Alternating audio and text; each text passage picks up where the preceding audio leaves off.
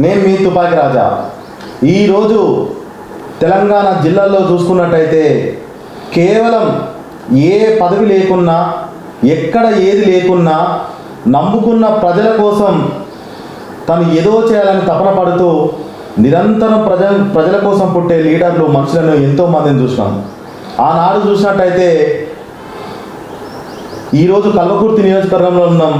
వాళ్ళ నాయన పోలీస్ పటేల్, గోలి శ్రీనివాస్ రెడ్డి వాళ్ళ నాయన పోలీస్ పటేల్ అయితే వాళ్ళ ఇంటికి పొద్దుగా 6:30కు లేవగానే ఒక 60-70 మంది వస్తే ప్రతి సమస్యకు ఒక పరిష్కారం చెప్పేది. మరి అలా వాళ్ళ నాన్న, వాళ్ళ తాత లాగా ఏ విధంగా పనిచేస్తుండో శ్రీనివాస్ రెడ్డి అన్న ఇట్లా అదే విధంగా పనిచేస్తా, ఈ నియోజకవర్గం కోసం నేను ఏదైనా చేస్తా అనే కాన్సెప్ట్లా అన్న ముందుకు నడుస్తున్నాడు. మరి గోలి శ్రీనివాస్ రెడ్డి అన్నని మంచి ముచ్చట అడిగి తెలుసుకుందాం. ముచ్చట అడిగే ముందు 40 సంవత్సరాల రాజకీయ ప్రస్థానంలో అన్న చేసిన, ప్రజలకు చేసిన పని మాత్రం మిగులుతుంది. కానీ అధికారం అన్న చేతికి వస్తలేదు. ఎంతసేపు ఉన్న ప్రజల కోసం పనిచేస్తున్నాడు, నిరంతర ప్రజల కోసం పాట పడుతున్నాడు. అయినా ఏం చేయాలి, యువతకి ఏం చేయాలి, నమ్ముకున్న వాళ్ళకి ఏం చేయాలి, ఇంకా ఎన్ని రోజులు పార్టీల కోసం పనిచేయాలి, మరి అన్నని చూసుకునేది ఎప్పుడు అనే కాన్సెప్ట్న మంచి ముచ్చట అడిగి పెడదాం. అన్న నమస్తే. అన్న నమస్తే. మీ ఊరే ఊరన్నా? మీరు ఎంత ఊరు చదువుకున్నారు? మీ తల్లిదండ్రులు ఎవరు? మా ఊరు నారాయణపురం, వెల్దండ మండల్. నేను చదువుకున్నది BSc మ్యాథ్స్. మా ఫాదర్ పేరు గోలి లక్ష్మారెడ్డి, మా అమ్మ పేరు కౌసల్య. మీరు రాజకీయాల్లోకి అంటే నాన్న పోలీస్ పటేల్ ఉన్నప్పుడు మీరు 7వ తరగతి ఆ మధ్యలో అక్కడ చదువుకున్న టైంలోనే స్టూడెంట్ లీడర్గా ఉండేవాళ్ళు, పనిచేసిరంట? లేదండి, నేను రాజకీయాల కంటే నేను మన విద్యాభ్యాసం మొత్తము ఆఫ్టర్ 6th తర్వాత నాగర్ కర్నూల్లో ప్లస్ నారాయణపేటలో, తర్వాత ఒంగూరులో, ఈ ముదివెండ జరిగింది. తర్వాత నార్కన్లో SSC చదివిన. నార్కన్ నుంచి మళ్ళీ హైదరాబాద్కి వచ్చి హైదరాబాద్లోనే BSc వరకు చదువుకున్నాం. ఆ విద్యాభ్యాసములు ఉన్నప్పుడు మేము చిన్నప్పుడు ఊర్లలో ఉండకపోయేది, కానీ మేము ఎప్పుడైతే వేసవి సెలవులలో ఎప్పుడైనా ఊరికి పోయినప్పుడు మా ఫాదర్ వాళ్ళని చూసేది. ప్లస్ మేము వ్యవసాయం కూడా అప్పుడప్పుడు నేను పోయి అన్ని పనులు చేసేది, వ్యవసాయ పనులు చేసేది. నేను గుంటకలు కానీ నాగలు కానీ అన్ని దున్నేది ఆ ఏజ్లోనే. అంటే ఆ విధంగా కష్టపడుకుంటూ వచ్చినప్పుడు ఈ సిటీకి వచ్చిన తర్వాత ఎప్పుడైతే మేము SSC అయిన తర్వాత రాజకీయాలలో ఈ ఇంటర్మీడియట్ కానీ ఈ డిగ్రీ చేసేటప్పుడు రాజకీయాలలో స్టూడెంట్ లీడర్గా బాగా వర్క్ చేసినాం హైదరాబాద్. అంటే మీరు ఫస్ట్ స్టూడెంట్ లీడర్ తర్వాత ఏ పార్టీలోకి వచ్చినారు? ఫస్ట్ స్టూడెంట్ లీడర్గా ఉన్నప్పుడు నేను BJPలో ఉంటే ఏబీపీలో పనిచేసినాను. తర్వాత నేనైతే స్టూడెంట్ నుంచి బయటకు వచ్చిన తర్వాత కాంగ్రెస్లో కాంగ్రెస్లో యూత్ కాంగ్రెస్లో నాకు స్టేట్ సెక్రటరీ చేసినారు. నాకు స్టేట్ స్పోర్ట్స్ సెల్ చైర్మన్ ఇచ్చినారు. వివిధ పదవులలో అంటే మామూలు నామినేటెడ్ పదవులలోనే పనిచేసినాం. కల్వకుర్తి నియోజకవర్గం కోసమే నేను పార్టీ మారుతున్నా అని చెప్పి కాంగ్రెస్ పార్టీ నుంచి TRS పార్టీలోకి వచ్చారు. అంటే ఈ నేపథ్యంలో మేము అప్పుడు రాజశేఖర రెడ్డి గారు ఉన్నప్పుడు కాంగ్రెస్ పార్టీలో చాలా వర్క్ చేసినాం. అప్పుడే నాకు 2004లోనే టికెట్ ఇస్తాం, 2009లోనే టికెట్ ఇస్తామన్నారు కాన్స్టిట్యున్సీ. అప్పుడే రాజశేఖర రెడ్డి గారు పంపించినప్పుడే మేము ఈ కాన్స్టిట్యున్సీకి వచ్చినాం. కల్వకుర్తి కాన్స్టిట్యున్సీకి 2004లో వచ్చినా నేను. అప్పటి వరకు నేను హైదరాబాద్లోనే చదువు కానీ అన్ని విద్యాభ్యాసాలు కానీ అన్నీ ఇక్కడే జరిగినాయి. ఎప్పుడైతే 2004లో అక్కడికి వచ్చినామో రాజశేఖర రెడ్డి గారే నన్ను చూసి నువ్వు అక్కడ కాన్సన్ట్రేషన్ చెయ్యి, నీకు ఫ్యూచర్ ఉంటుందని చెప్పినప్పుడు అదే నేపథ్యంలో స్వర్గీయ జయపాల్ రెడ్డి గారు ఎవరైతే ఉన్నారో వారు అప్పుడు మా నియోజకవర్గం కానీ దేశంలో 2వ స్థానంలో ఉన్న వ్యక్తి మా ప్రాంతం వాడు కాబట్టి ఆయన ద్వారా ఆయనకు అది చేసుకుంటూ అక్కడ రాజకీయాల్లో ఎంటర్ అయ్యి పలు సమాజ సేవ కానీ లేకపోతే అన్ని విషయాలలో కూడా అక్కడ ఎంటర్ అయ్యి 2009లో టికెట్ అడగడం జరిగింది. వాళ్ళు కూడా అప్పుడు స్పందించినారు. కానీ ఆ టైంలో సిట్టింగ్ ఎమ్మెల్యే యనమకృష్ణారెడ్డి గారు ఉండరు కాబట్టి అప్పుడు సిట్టింగ్ లెవెల్ మార్చలే కాబట్టి ఆ విధంగా అప్పటి నుంచి చేజారుకుంటూ పోతా ఉంది టికెట్. 2009లోనే ఏదైతే దివంగత నేత రాజశేఖర రెడ్డి గారు ఉన్నారో తమ్మి నువ్వు ఇక్కడ అక్కడ నువ్వు ప్రచారం కానీ అక్కడ ఉన్న ఏదైతే ఉందో ఆ పనులు చేసుకుంటూ అది చూసుకుంటూ ఉండు, నేనేందో చూసుకుంటా అని చెప్పి 2009 నుంచి ఇప్పటి వరకు 2022 వరకు పార్టీల కోసమే పనిచేస్తున్నావు అన్న. అంటే 100% అటు పార్టీ కోసం పనిచేస్తున్నావు, ఇక్కడ నేను నమ్ముకున్న యువత కోసం పనిచేస్తున్నావు, ఇక్కడ నమ్ముకున్న పేదవాళ్ళ కోసం పనిచేస్తున్నావు, ఇక్కడ ఉన్న నియోజకవర్గంలో ఉన్న ఎవరికైతే ఏమేమి అభివృద్ధి కార్యక్రమాలు ఉన్నాయో ఎమ్మెల్యేని అడుగుతున్నావు. అయితే నేనేమంటున్నా అంటే మీరు ఎమ్మెల్సీ పదవి, మొన్న ఎమ్మెల్సీ పదవి ఉండే, చైర్మన్ పదవులు ఉండే గోలి శ్రీనివాస్ రెడ్డి అన్నను తెలంగాణ రాష్ట్ర ప్రభుత్వం ఎందుకు గుర్తిస్తలేదు? అట్లాంటిది ఏం లేదండి. నన్ను ఎప్పుడైతే కేసీఆర్ గారు పర్సనల్గా మా అందరినీ, ఇప్పుడు జగన్నాథం గారు కానీ, కేశవరావు గారు కానీ, అక్కడ వినోద్ గారు కానీ, మరి జనార్దన్ రెడ్డి గారు కానీ, వీళ్ళందరూ 2002లో జాయిన్ అయినాం. అప్పుడు మమ్మల్ని పర్సనల్గా ఆహ్వానించిండు. ఎందుకంటే ఈ నియోజకవర్గంలో నీకు మంచి పట్టున్నది, నీవు ఇక్కడ నేను మీకు స్థానం కల్పిస్తా అని అప్పుడు ఖచ్చితంగా నన్ను వారు పిలవడం జరిగింది. అందరం కలిసి జాయిన్ అయినాం. ఉద్యమ నేపథ్యంలోనే మేము కాంగ్రెస్లో ఉన్నా కానీ మేము తెలంగాణ గురించి ఉద్యమం పార్టీకి అగెనిస్ట్గా కూడా, గవర్నమెంట్కి అగెనిస్ట్గా కూడా ఉద్యమం చేసినాం. ఎందుకంటే మా తెలంగాణ మాకు కావాలనే ఒక దృఢ సంకల్పంతో మేము నిర్విరామం పనిచేసినాం కాంగ్రెస్లో ఉన్నప్పుడే. ఆ పనితనాలు చూసి వారు మరి ఇంకా ఇంతెందుకు మనం తెలంగాణ సాధించుకోవాలి కాబట్టి పార్టీలకు ఆహ్వానించిన నేపథ్యంలో అందరం అప్పుడు 2002 వల్ల అందరం జాయిన్ అయినాం. జాయిన్ అయిన నేపథ్యంలో వారు ప్రామిస్ చేసినప్పుడు అప్పుడు ఉన్న పరిస్థితులలో అప్పుడున్న 2002 వల్ల మేము పార్టీలో జాయిన్ అయినాం.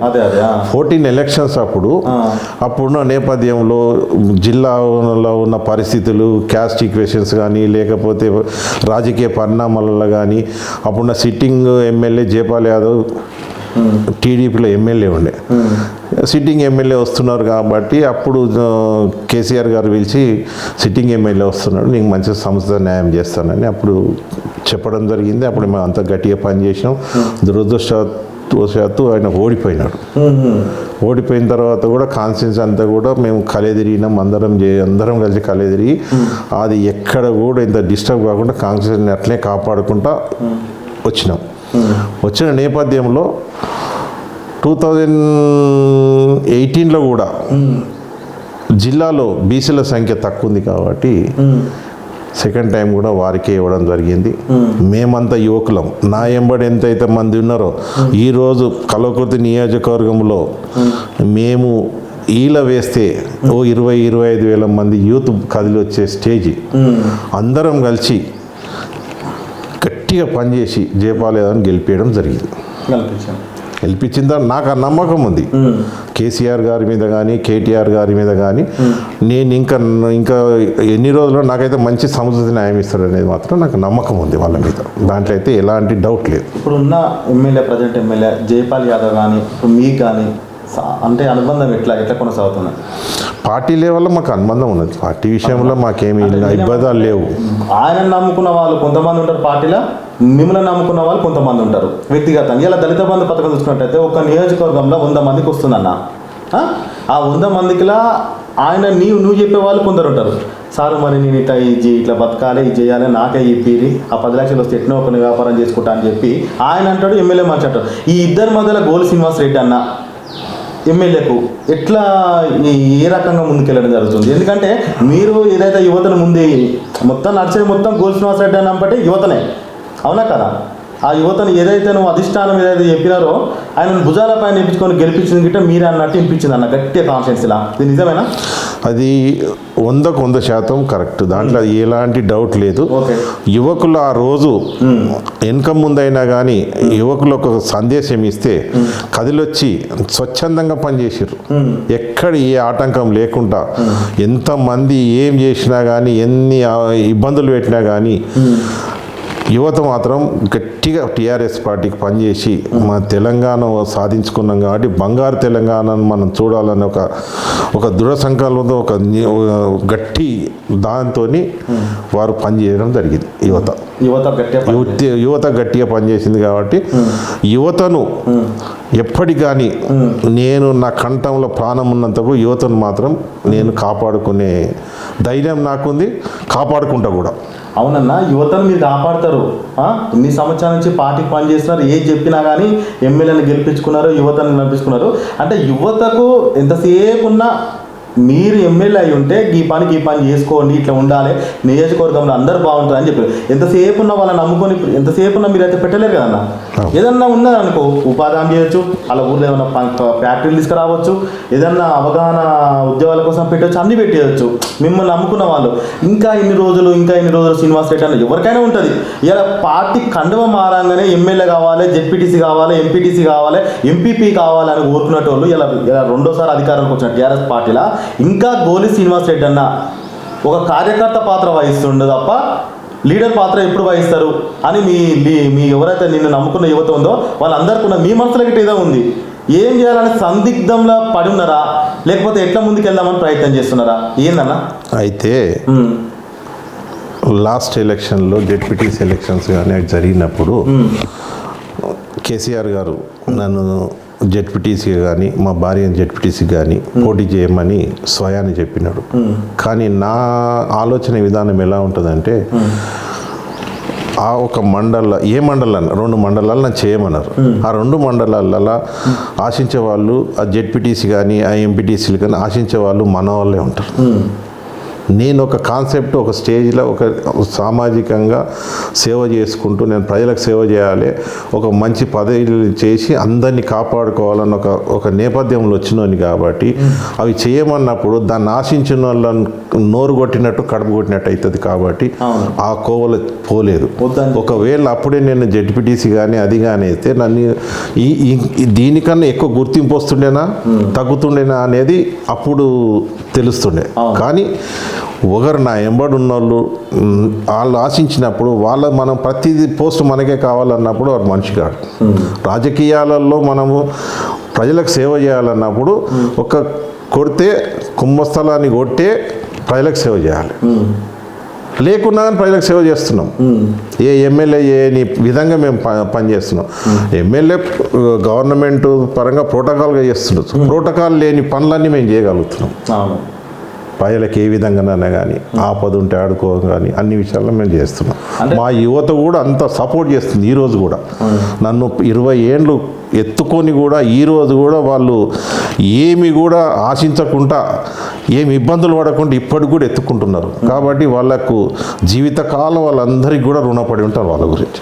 గోలి శ్రీనివాస్ రెడ్డి అన్న ఒకరు పొట్ట కొట్టదు, కానీ గోలి శ్రీనివాస్ రెడ్డి అన్న పొట్ట మీ పార్టీలో ఉన్న లీడర్లు కొడితే మీ యువతకు మీ నియోజకవర్గానికి నమ్ముకున్న వాళ్ళకు ఓకేనా? మా పొట్ట కొట్టే శక్తి ఎవరికి లేదు.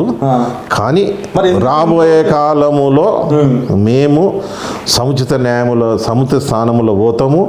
మేము ఉన్న ప్రజలను కాపాడుకుంటాం. మా ఎంబడిన యువతను కూడా ఒక మంచి మార్గంలో చేస్తాము. అన్ని విధాల సామాజికంగా కానీ ఆర్థికంగా కానీ రాజకీయంగా కూడా అందరినీ కూడా ముందుకు తీసుకొని ఈ వ్యవస్థను మార్చే ప్రయత్నం చేయడానికి మేము యువత అంతా కూడా నడుము కట్టి మేము ముందుకు పనిచేస్తాం. ఇప్పుడు యువతను కాపాడుతుంటారు అన్న, నియోజకవర్గాన్ని కాపాడుతుంటారు, మీ మండలాన్ని కాపాడుతారు, ఊరిని కాపాడుతారు, పార్టీని కాపాడుతున్నారు. మరి శ్రీనివాస్ రెడ్డి అన్న ఊరు కాపాడుతారు ఏంది? అధిష్టానం కాపాడుతుంది. రేపు ఇంకెప్పుడు వచ్చే ఎలక్షన్లో అధిష్టానం కాపాడుతుంది మమ్మల్ని. అంటే ఖచ్చితంగా ఈసారి ఎమ్మెల్యే అభ్యర్థి గోలి శ్రీనివాస్ రెడ్డి అని వచ్చే అవకాశాలు ఏమన్నా ఉన్నాయా? 100% ఉన్నది. 100% ఉన్నది. ఎట్లా, ఏ రకంగా? ఇప్పుడు రాజకీయంగా వాళ్ళ ఈక్వేషన్స్ వాళ్ళకు ఉన్నాయి ఆ విధంగా. కాబట్టి మాకు ఈసారి 110% కల్వకుర్తి నియోజకవర్గంలో మేము పోటీ చేస్తున్నాము. మాకు అధిష్టానము టికెట్ ఇవ్వడం జరుగుతుంది. బరాబర్ చెప్తుంది. ఖచ్చితంగా చెప్తుంది సార్. మీరు నియోజకవర్గంలో చూసినట్టయితేనా టీఆర్ఎస్ పార్టీలో ఉన్న ఎమ్మెల్యే అధికార పార్టీ టీఆర్ఎస్ పార్టీ, మీరు మా మండలం కానీ మా ఊరికి కానీ లేకపోతే ఇక్కడ ఉన్న చుట్టుపక్కల ఏ నియోజకవర్గాన్ని ఎవరైనా అడిగితే మీ ఎమ్మెల్యే పైన కొట్లాడి పనులు చేయించిన పనులు అందరికి ఉపయోగపడేది ఏదన్నా ఉన్నాయా? అన్ని ఇప్పుడు సామాన్యంగా ఏముంటుందంటే ఏ ఉన్నా కానీ ఎమ్మెల్యే ఇప్పుడు మండలాలు ఏ పనులు ఉన్నా కానీ ఆటోమేటిక్ ఎమ్మెల్యే చెప్పిన గవర్నమెంట్ చేస్తుంటుంది. ఇప్పుడు ఏదైనా చిన్న చిన్న వ్యత్యాసాలు ఉంటాయి, అవన్నీ కూడా మనం చెప్పి చేయించడము, తనకి ఏదన్నా పని చేస్తుంటే ఆ పని ఇప్పేయడము, ఆయన ద్వారా కాకపోతే నా సొంతాన నేను చేయడము.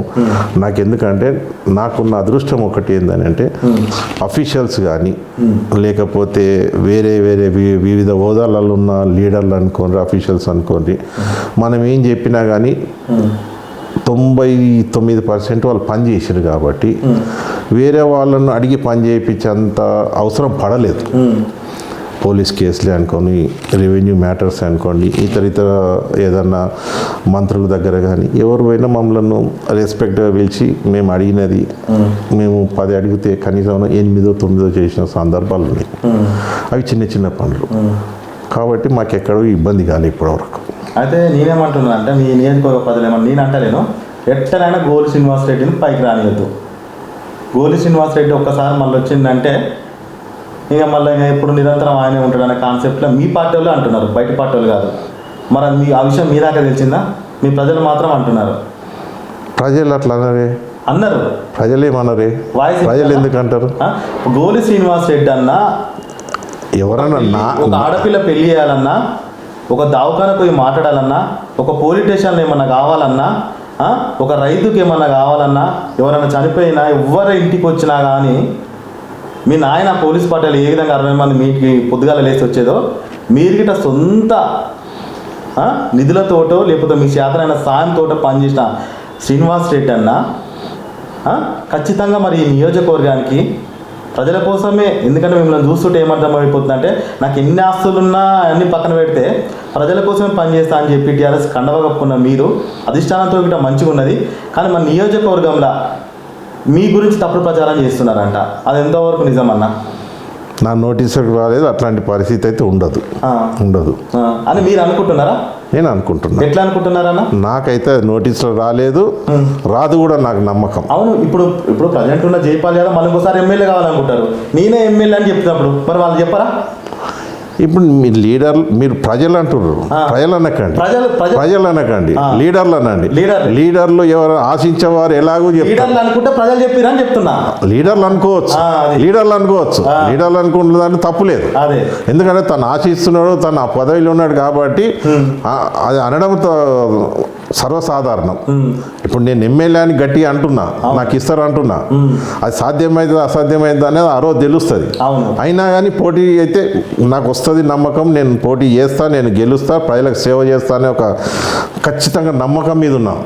కాబట్టి అవతల మీరు దుష్ప్రచారం అంటే లీడర్లు ఉన్నప్పుడు లీడర్లు చేయొచ్చు, కానీ ప్రజలైతే ఎవరు చేయంగా అయితే నేను ఇప్పటివరకు చూడలేదు. 2012 నుంచి ఇప్పటి వరకు యువత దాదాపుగా 2012 అంటే దాదాపు అది ఒక 8, ఇది ఒక 9, 10 సంవత్సరాల నుంచి అంటే ఆడ 20 సంవత్సరాలు, ఈ 20 సంవత్సరాలు ఉన్నప్పుడు తిరిగిన వ్యక్తి దాదాపు 30 సంవత్సరాలు వచ్చింది, పెళ్ళి అయిపోయినది.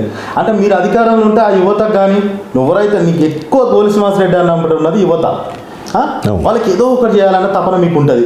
ఎంతసేపు నా అధికారం లేదు కాబట్టి అదో ఇదో అని కొంచెం ఏదో ఉంటే అదే మీరు ఎమ్మెల్యేగా అయితే ఖచ్చితంగా వాళ్ళ భవిష్యత్తు తీరుతుంది, వాళ్ళు చెప్పిన పనులు తీరుతుంది, కాన్స్టిట్యున్సీ ముందుకు వస్తుంది. అంతేకన్నా రేపు రాబోయే కాలంలో అదే చేయడానికి నిర్ణయించుకుంటాం, అది చేస్తాం కూడా. ఈసారి నియోజకవర్గాల్లో ముఖ్యంగా తీసుకున్నట్టయితే మా నియోజకవర్గం అందరికి ఉపయోగపడుతుంది, ఉపాధి హామీ కలుగుతుంది, అందరికి ప్రయోజనం ఉంటుంది, ఆ పని చేస్తే బాగుంటుందని మీ కల్వకుర్తి నియోజకవర్గంలో ఏముంది అన్న చిన్నప్పటి నుంచి మీకు అనిపించేది?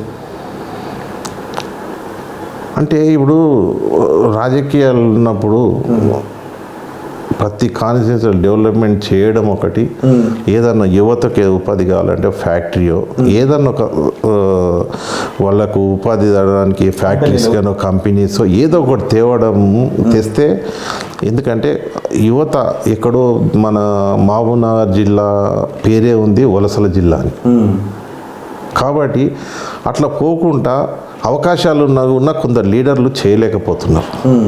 ఇక ఫ్యాక్టరీ కష్టపడి ఫ్యాక్టరీ తెస్తే, ఏదో ఒక ఫ్యాక్టరీ తెస్తే ఉపాధి జరుగుతుంది, చిన్నదో మొన్నదో మా యువత కానీ పెద్దోళ్ళు కానీ పని చేసుకుంటాం.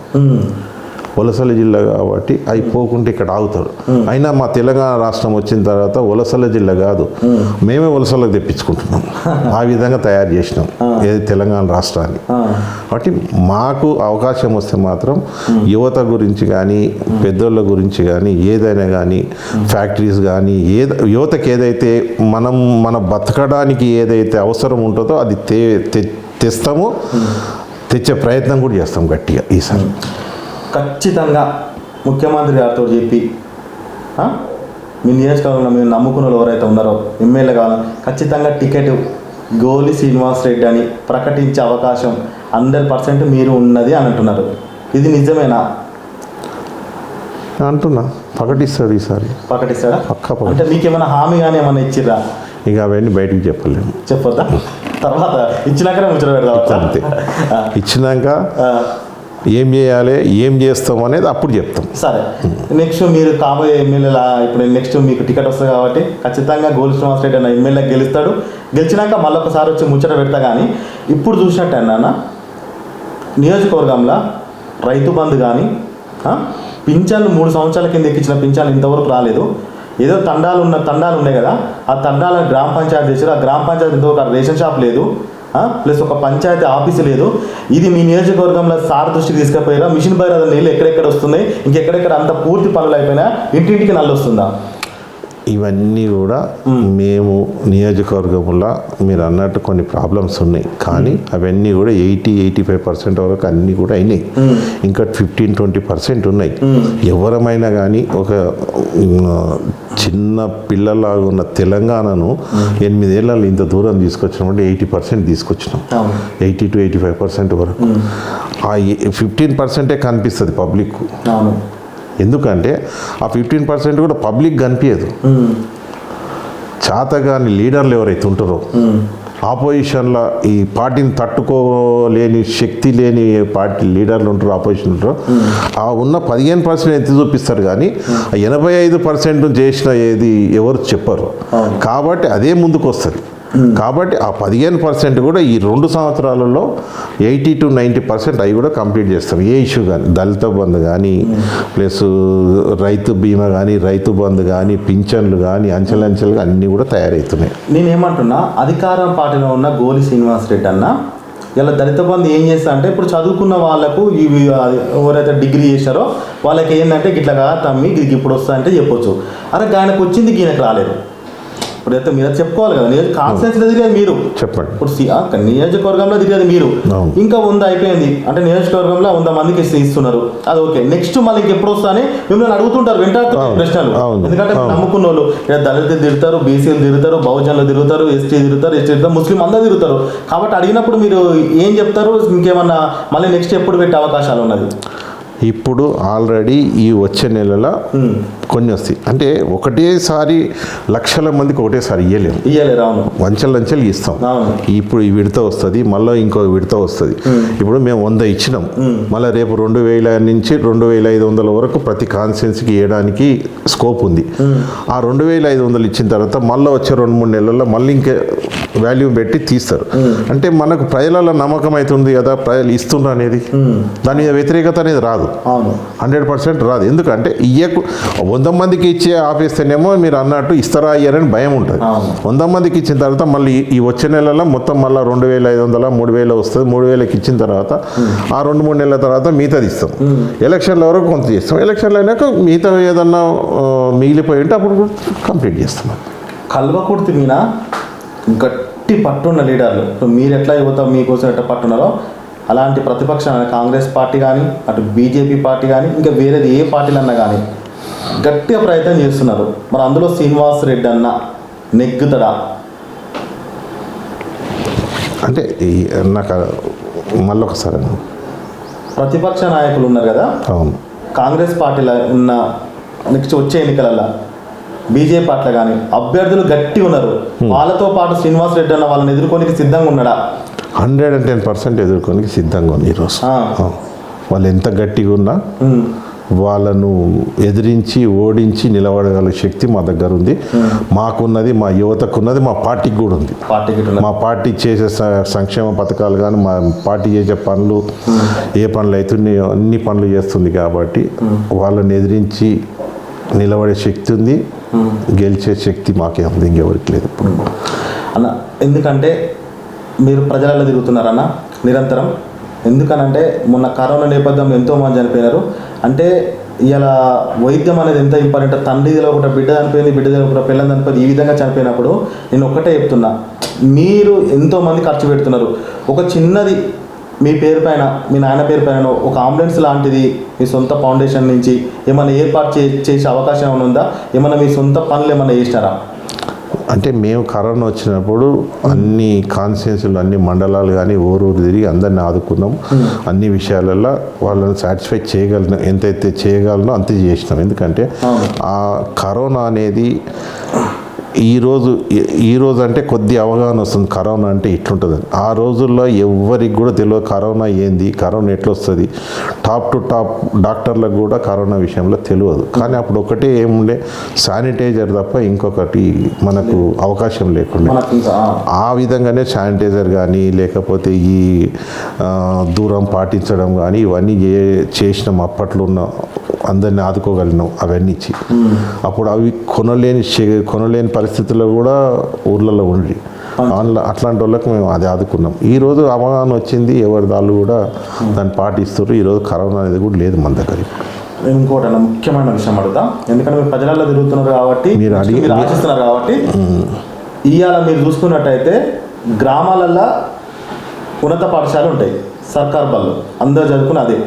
పోలింగ్ బూతులప్పుడు ఓటు వేసేటప్పుడే దాని ముఖం చూస్తారు. కానీ ఉన్న లీడర్లు ఏ పార్టీలో అయినా, మీరు ఒక్కరే కాదు, మరి అక్కడ ఉన్న వ్యవస్థ 1969లో కట్టిన పాఠశాలలు కానీ, ఒక ఆడపిల్లకు టాయిలెట్లు లేకపోవడం కానీ, ఉన్న బెచ్చలు కూలిపోవడం కానీ, ఒక బెంచీలు లేకపోవడం కానీ, దానికి రంగులు లేకపోవడం కానీ, ఏ విధంగా అసలు పట్టించుకునే పోలింగ్ బూతులప్పుడే వాళ్ళు గుర్తొస్తారు. ఎందుకంటే విద్యార్థులకు ఓటు హక్కు లేదు కాబట్టి.